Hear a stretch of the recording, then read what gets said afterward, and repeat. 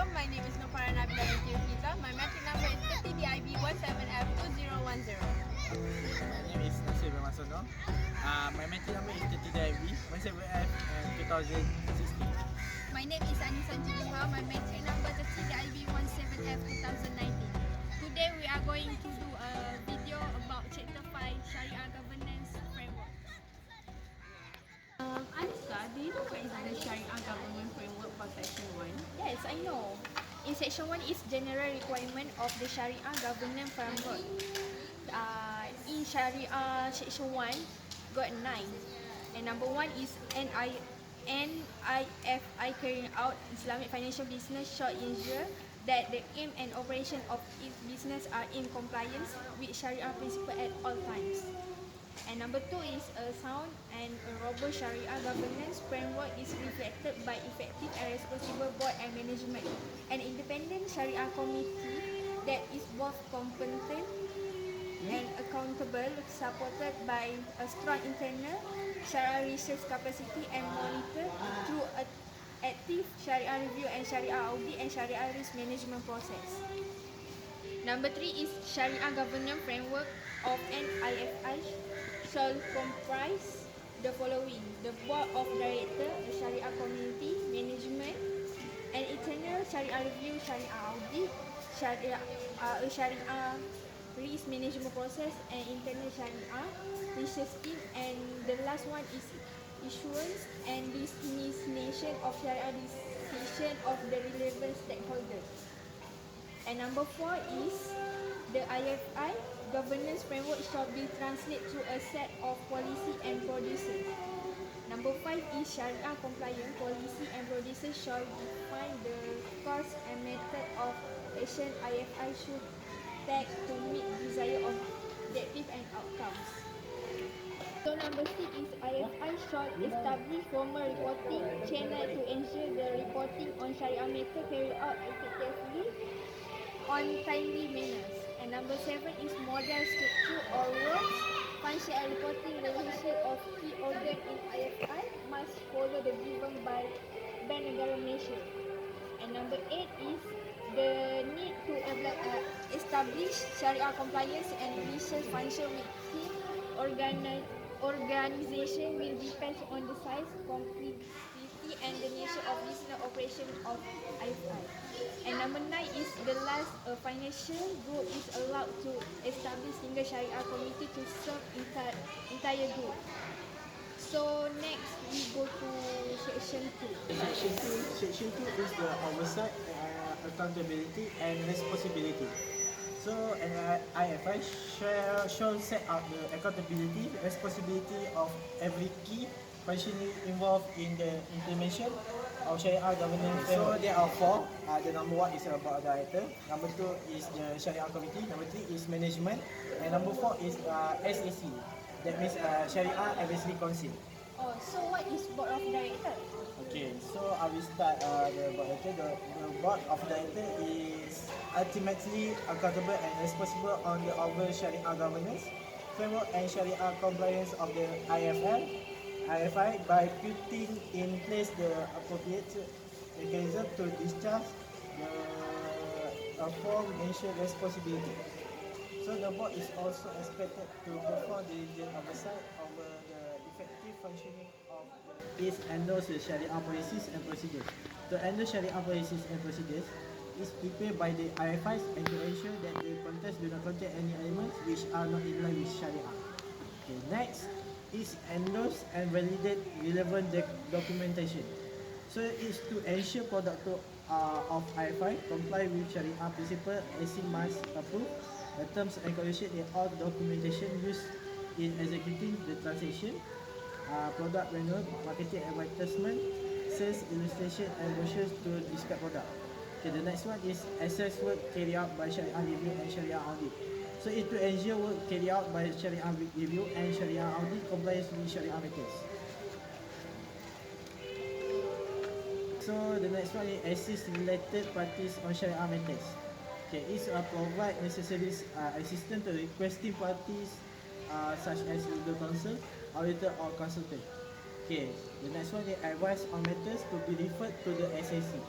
Ever IFI to consult the SSC on Shariah matters that could not be resolved. So the last one is provide writer Sharia opinion on circumstances where IFI make reference to the SSC for further deliberation or application for new product approval. Oh yeah. So So what is management? For management, okay. So for the management, it observing and implementing Sharia rulings and decisions made by SAC and Sharia committee respectively. So the next one is provide information and disclosure which are complete and accurate to Sharia committee in time manner. Okay, so the last one is it develop and adopt a holistic culture of Sharia compliance within the organization. What is the function of Shariah Advisor Council. Okay, so SAC. SAC is the Sharia Advisory Council of Bank Negara Malaysia, which is BNF. So Sharia Advisory Council of Bank Negara Malaysia is a body established under Section 51 of Central Bank of Malaysia Act 2009. Okay, so there are 5 points. So the first one is SEC as the apex authority for determination of Islamic law for the purpose of Islamic financial business. Okay, so the second one is sole authoritative body on Sharia matters pertaining to Islamic banking, takaful and Islamic finance. Okay, the third one is to ascertain the relevant Islamic law on any financial matter and issue ruling upon reference made to it. Okay, so the fourth one is advise BNM and RFI concern on any Sharia issues relating to Islamic financial business, operation, activity or transaction. Okay, the last one is responsible for validating all Islamic banking and takaful product to ensure their compatibility with Sharia principles. Okay, so that's all for the section 2. Can I ask you for the section? Can you explain section 3 for us? Okay, Section 3 is about independence. This section aims to safeguard the independence of the Sharia community in ensuring sound Sharia decision making and emphasis on the role of the Board of Directors in recognizing the independence of the Sharia community. Okay, so first, Board of Directors shall recognize the independence of the Sharia community and ensure they are free from any undue influence that would hamper them from exercising objective judgment. Second, the Sharia community shall report directly to the board and regularly inform the board on relevant Sharia matters. So for the third one, the board shall ensure that decisions made by Sharia community and duly observed by implement by IFI. So next, Sharia community shall have access to accurate, timely and complete information from the management. If the information provided is insufficient, Sharia community may request for an additional information from management. Where appropriate, Board of Directors shall consider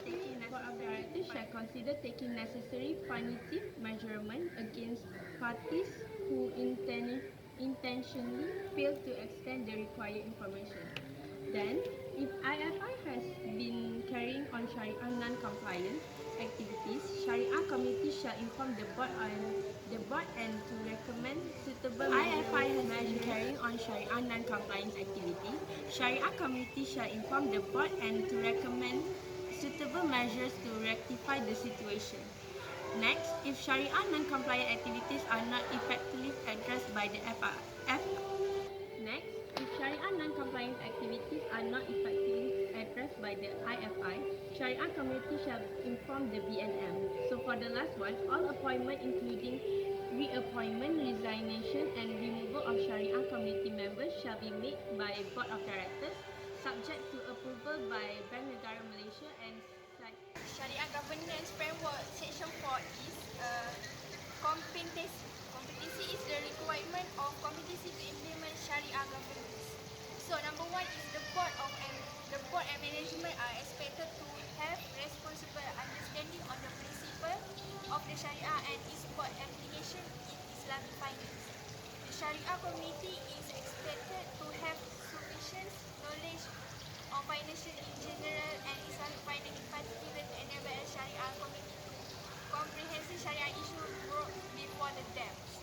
Number two is the IFI shall develop a set of fit and a proper criteria for the appointment of any Shariah community member. Can you explain to me about Section 5? Okay, the section 5 is about confidentiality and consistency.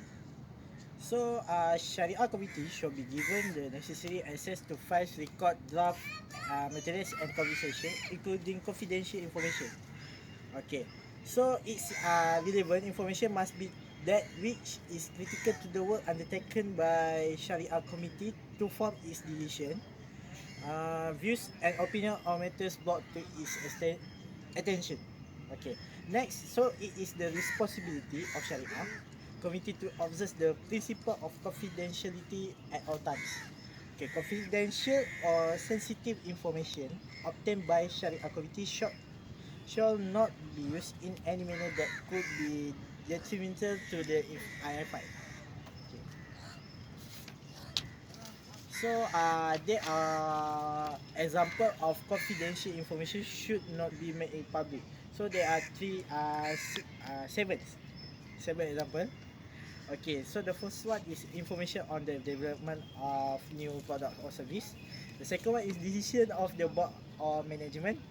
The third one is internal memorandum or reports prepared in connection with matter presented to Sharia committee. The example of confidential information. So I continue. The next one is Sharia committee will not be graded breaching the confidentiality if sensitive. Information were disclosed to the BNM in good faith when reporting serious breach of Sharia by the IFIs. Okay, so the next one is if IFI shall not appoint any members of its Sharia committee from a Sharia committee of another IFI within same industry. Okay.